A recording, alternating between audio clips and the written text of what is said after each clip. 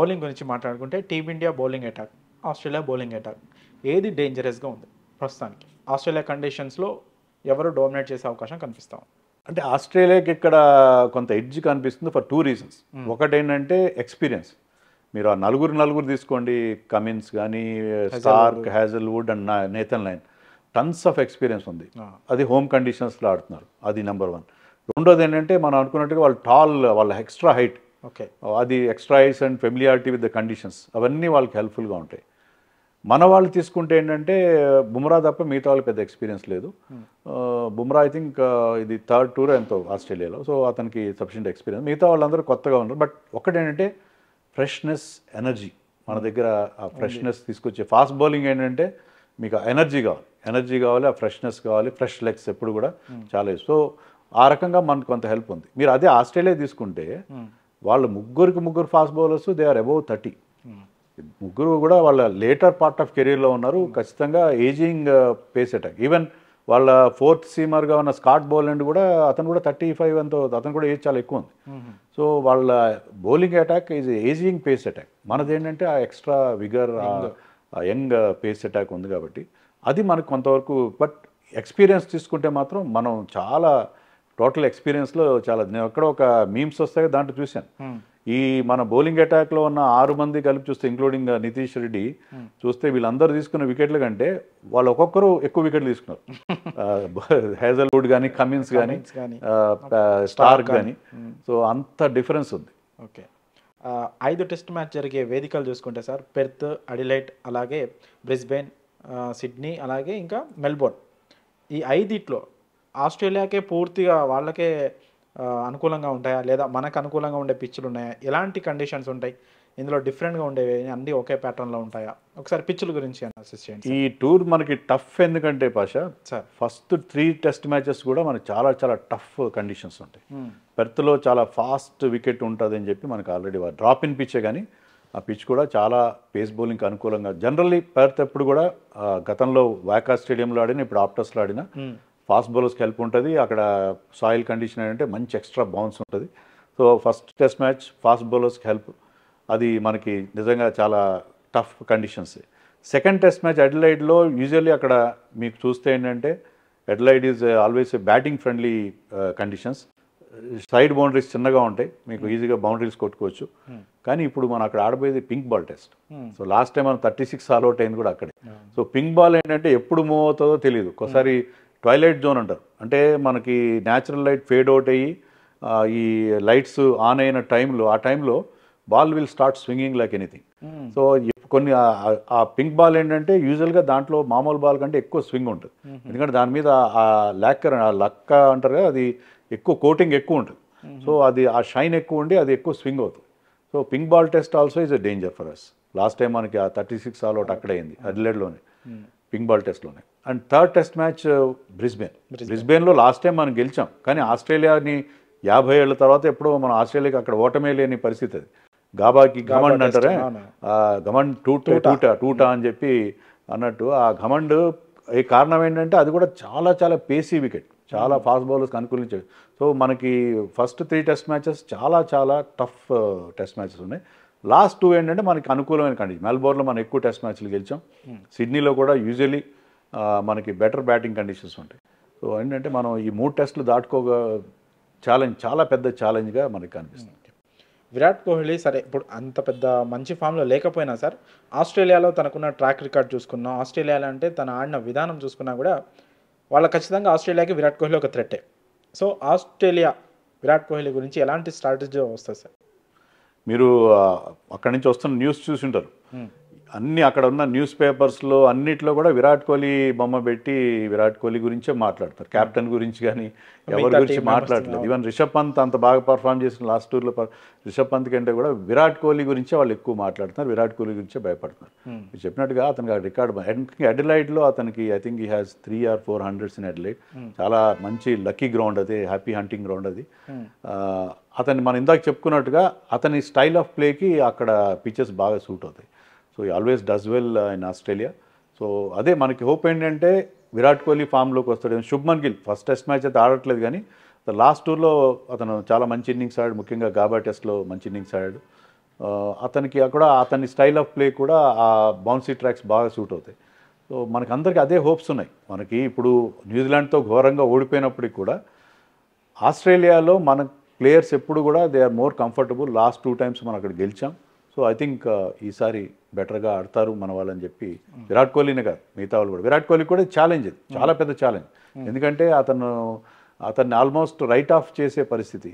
So ఇలాంటి ఛాలెంజ్కి గొప్ప players ఖచ్చితంగా రియాక్ట్ అవుతారు, పాజిటివ్గా రియాక్ట్ అవుతారు. So I expect the same thing with Rohit and Virat. గత కొన్ని మ్యాచ్లుగా బాగా ఆడుతున్న అక్షర్ పటేల్ సార్, స్పిన్ ఆల్రౌండర్గా బ్యాటింగ్ చాలా అద్భుతంగా చేస్తున్నాడు. అతన్ని బీజీటీకి ఎందుకు సెలెక్ట్ చేయలేదు సార్? దానికి మెయిన్ రీజన్ ఏంటంటే అక్షర్ కంటే కూడా మన పికింగ్ ఆర్డర్లో మనకి ఎప్పుడు జడేజా ముందు ఉంటుంది. ఇద్దరు సిమిలర్ కైండ్ ఆఫ్ బౌలర్, ఇద్దరిని ఆడించే పరిస్థితి ఉండదు టెస్ట్ మ్యాచ్లో, ఎందుకంటే సేమ్ టైప్లో ఉంటారు కదా. సో జడేజా మీరు ఇటీవల కాలంలో అక్షర్ బాగా బ్యాటింగ్ చేస్తున్నారు కరెక్టే, కానీ ఎక్కువగా అది వైట్ బాల్ క్రికెట్. టెస్ట్ మ్యాచ్లో అవకాశం ఇచ్చినా బాగానే బ్యాటింగ్ చేస్తారు, కానీ is better batsmen and turning tracks మీద బెటర్ రికార్డ్ ఉంది. అక్షర్ ఇంతవరకు టెస్ట్ మ్యాచ్ ఆడలేదు అనుకుంటా, ఆస్ట్రేలియాలో ఎప్పుడు ఆడలేదు. అతనికి కొన్ని ఎక్స్పీరియన్స్ కానీ అది తీసుకున్నారు. లేటెస్ట్గా వాషింగ్టన్ సుందర్ ఎప్పుడైతే ఎమర్జ్ అయ్యాడో, వాషింగ్టన్ సుందర్ ఎమర్జ్ కాకపోయి ఉంటే అక్షర్ వెళ్ళి ఉండేవాడు. కానీ ఆ వాషింగ్టన్ సుందర్ ఒక ఆఫ్ స్పిన్నర్.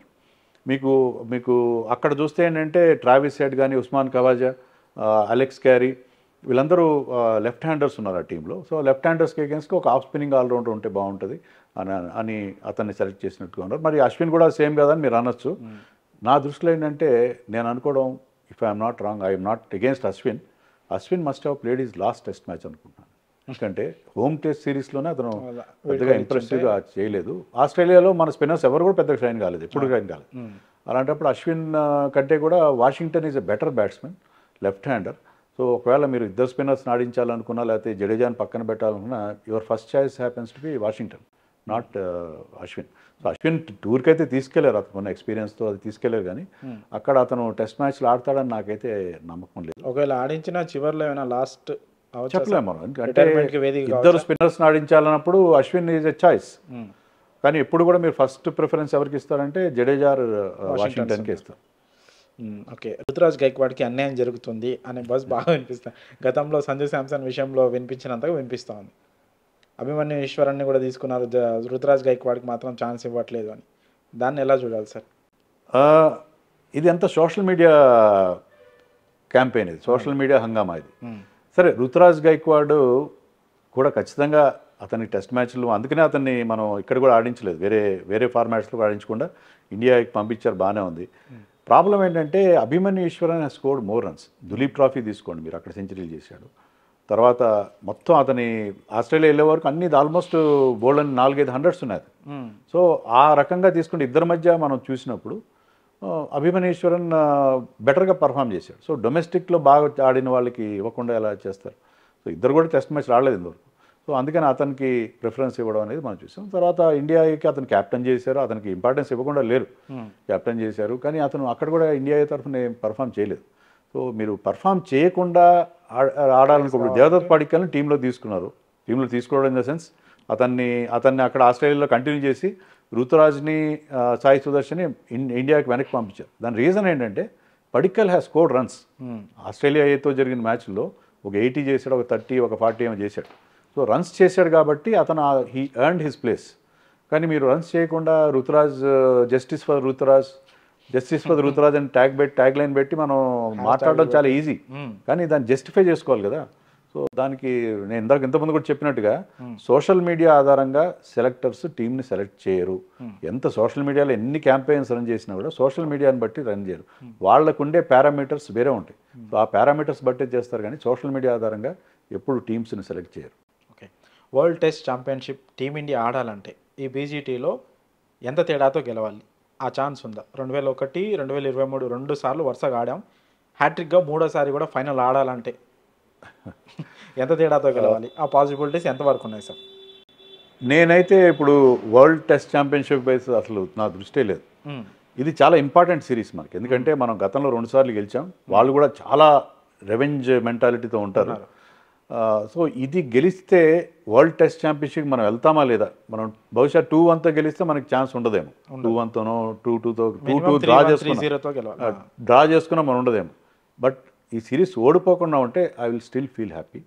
గెలిస్తే బ్రహ్మాండంగా అది వెళ్ళామా లేదా అనేది, ఎందుకంటే మనకి ఇప్పటికీ కూడా నా దృష్టిలో ఏంటంటే మనం ఫుల్లీ ప్రిపేర్డ్గా వెళ్ళాం వరల్డ్ టెస్ట్ ఛాంపియన్షిప్ ఫైనల్ ఆడడానికి. ఎందుకంటే ఇంగ్లాండ్ కండిషన్స్లో మనం ప్రతిసారి ఇంగ్లాండ్లో ఆడుతున్నాం, ప్రతిసారి వీఆర్ ఫౌండ్ వాంటింగ్. అంటే అక్కడ మూవింగ్ బాల్ ఉంటుంది, వర్షాలు పడుతుంటాయి, క్లౌడీ కండిషన్ ఉంటుంది. దాంట్లో మనం వెళ్ళి ఓడిపోయి ఈరోజు డేట్ నవంబర్ 19th మనకు ఒక చేదు అనుభవంగా మిగిలిపోయింది. ఇప్పటికీ ఈ రోజు కూడా అంత మీమ్స్ వస్తున్నాయి. సో మరి మరొక ఫైనల్కి వెళ్ళి మరొక చేదు అనుభవం ఎదురయ్యే బదులు ఈసారి ఫైనల్ పోయినా పర్వాలేదు, ఈ సిరీస్ గెలవాలి. నా అభిప్రాయం, నా పర్సనలీ ఐ ఫీల్ దట్ ఈ సిరీస్ మనం గెలవాలి. గెలిస్తే చాలు వరల్డ్ టెస్ట్ ఛాంపియన్ ఫైనల్కి వెళ్తామా లేదని.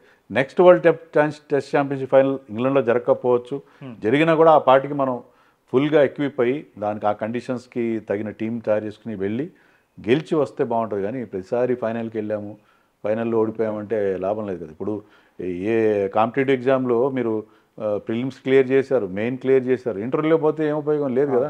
You will be back to square one. So అలాగే మీరు ప్రతిసారి ఆ చివరి దాకా వెళ్ళి అక్కడ ఫైనల్ హడిల్ క్రాస్ చేయనప్పుడు దెర్ ఇస్ నో మీనింగ్. వెళ్ళకుండా ఉంటే ఇంకా మనం హ్యాపీగా ఫీల్ అయ్యే పరిస్థితి కనిపిస్తుంది. ఓకే, ఆ WTC ఫైనల్ ఎందుకు సార్ ఒక్క మ్యాచ్తోనే, అంటే గతంలో రోహిత్ శర్మ కూడా ఈ విషయంలో మాట్లాడాడు. ఇప్పుడు మీరు అన్నట్టు మనం ఇంగ్లాండ్ వెళ్ళి ఆ కండిషన్స్కి అడాప్ట్ చేసుకోకుండా ఒక్క మ్యాచ్తోనే ఇంత కష్టపడి ఒక మ్యాచ్తో పోవడం అనేది, అట్లా కాకుండా ఒక 3 మ్యాచ్ సిరీస్ లాగా కండక్ట్ చేస్తే బాగుంటుంది అంటారు కదా. కరెక్టే, కానీ ఇప్పుడు ఏమవుతుందంటే ఈ వరల్డ్లో బోల్డ్ అన్ని లీగ్స్ ఉన్నాయి. మీకు 3 టెస్ట్ మ్యాచ్లు అంటే కనీసం మీకు 1.5 month టైం కావాలి. అంటే 15 రోజులు ప్లస్ మధ్యలో గ్యాప్లు కలిపితే మీకు కనీసం ఒక 5 వారాల గ్యాప్ కావాలి. మీకు ఒక 5 వారాల గ్యాప్లు అంటే ఎవరో ఒక లీగ్తో క్లాష్ అవుతుంది, లేకపోతే వాళ్ళ సీజన్తో క్లాష్ అవుతుంది. ఇంత పెద్ద గ్యాప్ని తీసుకుని, అంటే ఏ టీమ్స్ ఆడతాయో తెలియదు. సో అన్ని టీమ్స్కి అక్కడ ఎవరు ఆడకుండా అక్కడ గ్యాప్ వదలాలి.